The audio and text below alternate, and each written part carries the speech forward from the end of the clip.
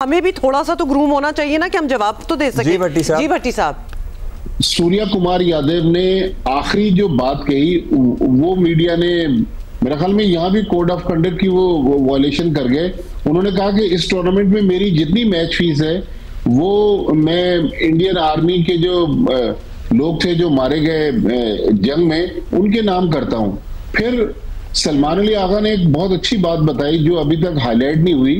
उन्होंने कहा कि जब हम बंद कमरों में मुख्तलिफ मीटिंग्स में मिले वहां तो सूर्या कुमार यादव नॉर्मल थे, हैंडशेक करते रहे, लेकिन जब पब्लिकली ग्राउंड में आए वहां वो हैंडशेक करने से गुरेज कर रहे थे।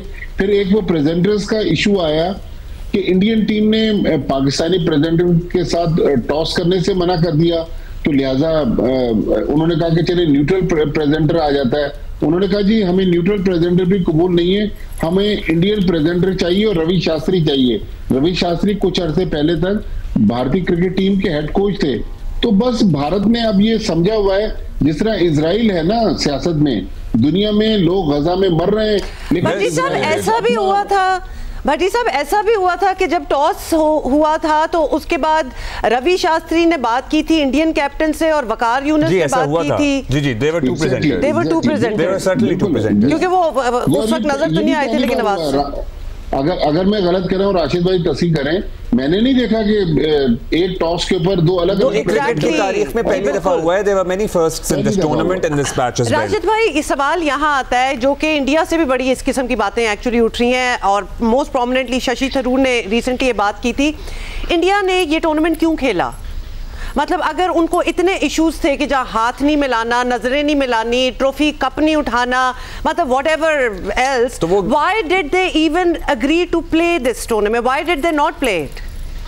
देखिए, इनके जो डोनर है वो अंबानी है और दूसरे टाटा हो गए या दूसरे हो गए, तो अंबानी के पास सारा कंट्रोल है क्रिकेट का, चाहे वो स्टार जियो हो या सोनी हो या आईपीएल हो या वर्ल्ड कप हो या एशिया कप, सारा कंट्रोल उनके पास है। जाहिर सी बात है, अगर ये बिग लॉस होता, अगर एशिया कप में इंडिया नहीं खेल रही होती या पाकिस्तान नहीं खेल रही थी, दोनों को कंट्रोल करने में उनका बड़ा हाथ रहा है। और आगे भी वर्ल्ड कप में भी देखिए उन्हीं का हाथ होगा कि हम लोग बहुत सुनते हैं कि पाकिस्तान नहीं खेल रहा या भारत नहीं खेल रहा, लेकिन ये तो खेल रहे होते हैं। लेकिन कल रात जो हुआ वो होना नहीं चाहिए था, वो बहुत ही अफसोसनाक चीज हुई है जो कल रात। हमारा स्टेप अच्छा था, मोहसिन नकवी साहब तक खड़े रहे वहां पे, ग्राउंड नहीं छोड़ा, और पाकिस्तानी कभी ग्राउंड छोड़ता नहीं है। इसमें अब पाकिस्तान को फॉरेन ऑफिस को यूज करना चाहिए, इस्तेमाल करना चाहिए, क्योंकि 2030 में आई थिंक ये कॉमनवेल्थ गेम के लिए इंडिया ने अप्लाई किया हुआ है और 2036 में ओलंपिक के लिए जा रहे हैं।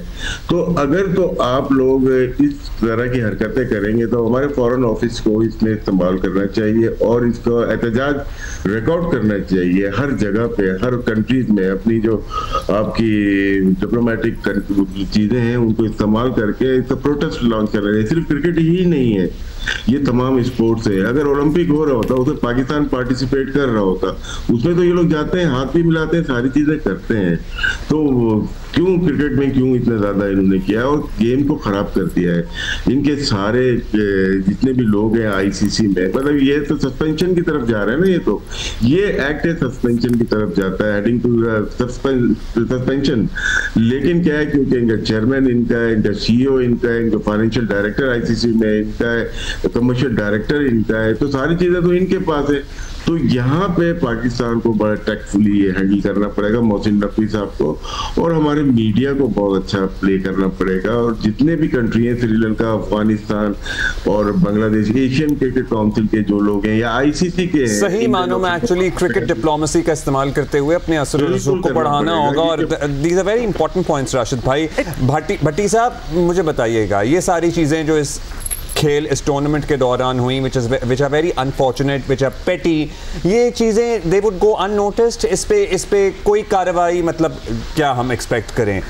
ACC कार्रवाई कर सकता है, ICC कार्रवाई कर सकता है, कुछ होगा, या फिर दुनिया और हम सब देखते रहेंगे और बात आगे बढ़ जाएगी और अगले टूर्नामेंट में कोई नई कोई नया शोशा होगा। भट्टी साहब, हम इसलिए भी पूछ रहे हैं क्योंकि ये ACC जो है ये एक इंडिया की तरफ से एक ये पूरा टूर्नामेंट जो ये था जोक बन गया था। ज्यादा कंसंट्रेशन के आगे क्या करना है, हाथ में लाएंगे, ये नहीं होगा फलाना, मतलब कौन जीता कौन हारा ये बड़ी बात की चीजें रह गई। ये एक सर्कस सा बन गया। तो ICC को कुछ एक्शन तो लेना चाहिए। आफ्टर ऑल गवर्निंग बॉडी है, उनको देखना चाहिए कि ACC का हाल क्या हुआ है इस टूर्नामेंट में।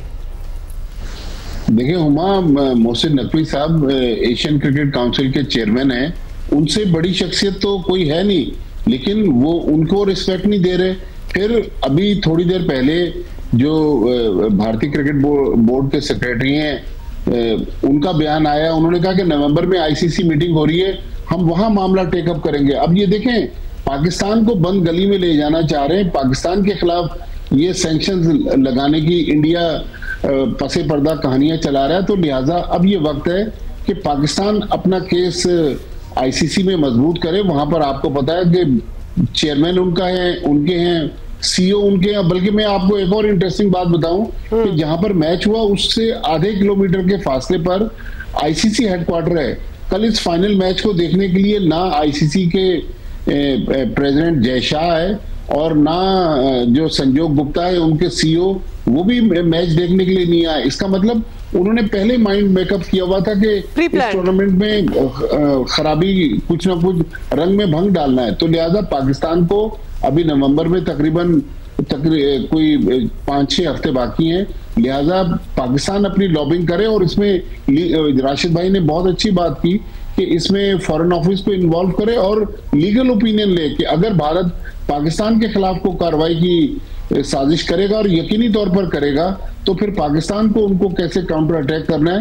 मेरे ख्याल में अभी ये मामलात क्रिकेट से बहुत आगे जा चुके हैं। बल्कि मैं तो कहता हूं, कल सुनील गावस्कर ने भी एक कॉलम लिखा कि पाकिस्तान के साथ भारत को नहीं खेलना चाहिए। मैं भी यहाँ कहता हूं पाकिस्तान को भी अब सोचना चाहिए कि पाकिस्तान ना खेले। अब T20 वर्ल्ड कप अगले साल होना है, पाकिस्तान कहे कि हम भारत के खिलाफ मैच नहीं खेलते। मतलब लिटरली तमाशा बना दिया गया है, तमाशा बना दिया गया है। तो राशिद भाई आपसे जान लें, अगर T20 वर्ल्ड कप अगले साल जिसका जिक्र कर रहे हैं भट्टी साहब, मतलब वो तो है भी इंडिया में होना है। चलिए हम अपने मैचेस अगर न्यूट्रल होपफुली, मतलब यकीनन ही यही तय हुआ है कि श्रीलंका में, अच्छा श्रीलंका में कराएंगे, लेकिन अदरवाइज ओवरऑल चूंकि ICC का टूर्नामेंट है, सारा कंट्रोल उनका होगा। तो ये तो मतलब ACC में दुबई में ये हाल हो गया तो what else can we expect? ये तो अनकंट्रोलेबल होंगे वहां पे।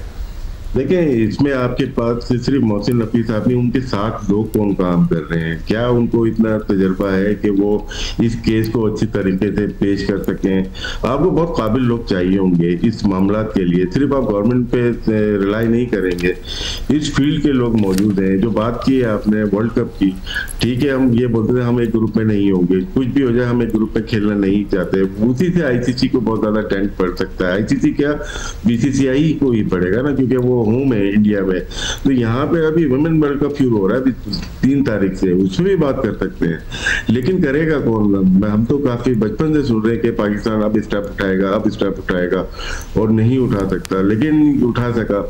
लेकिन इस वर्ल्ड कप में जो फरवरी में इंडिया में होने जा रहा है, इसमें दो टोक बात करनी पड़ेगी पाकिस्तान में। पार्टिसिपेट देखिए रोजाना ऐसी बातों से अच्छा है कि एक ही दफा बात कर लें कि भाई इंडिया। अच्छा राशिद भाई चले हम इन सारी बातों पे बात कर रहे हैं आगे के लिए। जी अब आगे के लिए जाहिर है ये सारी बातें part of the game now, literally होना नहीं चाहिए था, लेकिन 100 बातों की एक बात कि हमारी परफॉर्मेंस ऐसी होनी चाहिए कि हम अगले को शट अप कॉल अपनी परफॉर्मेंस से दे सकें। मतलब that goes without saying। अब हमें क्या करना है? ये इस टूर्नामेंट में हमने बहुत कुछ करके देख लिया, बेहतरीन टीम थी, हमने यही सुना यही कहा कि जनाब इन्हीं का बेहतरीन इस्तेमाल करेंगे तो हम नताइज देंगे। What now from here onwards? हमारे कप्तान की कप्तानी, क्या हमें लगता है कि वो सीख जाएंगे कप्तानी, या उनकी अपनी जगह बनती है, उनकी अपनी कंट्रीब्यूशन इन द टीम क्या है? हारिस रऊफ का मुस्तकबिल क्या है? देखिए इसमें परफॉर्मेंसेस अगर देखते हैं, मैं तो ये समझता हूँ लास्ट 3 या 4 मैचेस हुए हैं, 4 या 5 प्लेयर खेले हैं, बाकी जाते थे आ जाते थे। बॉलिंग भी कोई नॉर्मल थी। देखें साइम अयूब से हमने बॉलिंग कराई, अच्छी बॉलिंग की। अबरार थे, शाहीन थे, ये 3 नजर आए हमें, प्रोमिनेंट नजर आ गए। बैटिंग में शाहजादा फरहान और बीच में नवाज कोई इनिंग खेल लेता, एक आध हुसैन तलत ने खेली, तो परफॉर्मेंसेस नजर नहीं आई हमें। फखर ने थोड़ा बहुत किया।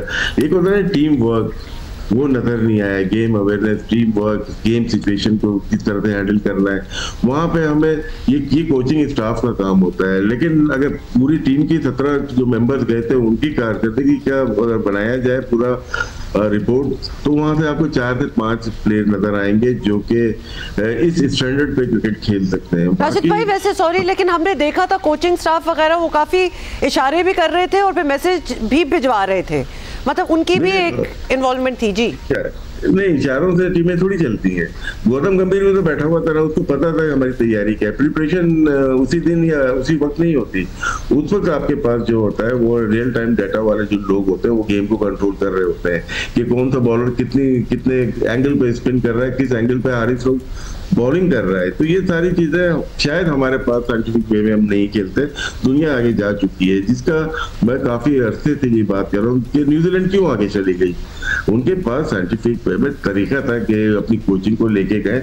ये हम लोग ले लेते, माइक हैसन को ले लिया, गैरी कर्स्टन को ले लिया, जेसन गिलेस्पी को ले लिया। हमें ये नहीं चाहिए। ये अगर आए तो अपनी टेक्नोलॉजी साथ लेके आए जो इनके ममालिक में यूज होती है। ये तो खुद अपने स्टाफ को लेके आ जाते हैं, पैकेज लेके। 4-5 वही लोग हैं जो कि माइक हैसन के साथ न्यूजीलैंड में थे, माइक हैसन के साथ आरसीबी में थे, माइक हैसन के पास किसी और में थे। तो मैं क्रिटिसाइज नहीं करना चाहता, लेकिन आओ, बिल्कुल आओ, टेक्नोलॉजी लेके आओ जो कि हमारी जो जनरेशन है उसको भी फायदा हो सके। मतलब अगर वो आ रहे हैं तो फिर हमें ये उम्मीद करेंगे ना, ये एक्सपेक्ट करेंगे कि वो अपनी एक्सपर्टीज भी साथ लाएंगे, तो भाई तो आने का क्या फायदा है। मगर अहम बात मुझे बताइएगा, यहाँ से सलमान अली आगा ही कंटिन्यू आपको करते हुए नजर आ रहे हैं for team Pakistan T20 format as a captain? हाँ, बड़ा टफ लग रहा है, टफ सवाल है आपका ये, क्योंकि देखिए टीम अच्छा खेली है, no doubt. As a captaincy मैं डाउट नहीं कर सकता उनके ऊपर कि खराब की हाथ हो जाता है। वो तजर्बा नहीं है, वो कैप्टन नहीं थे, उनकी कामयाबी नहीं है एज ए कैप्टन कहीं पे भी।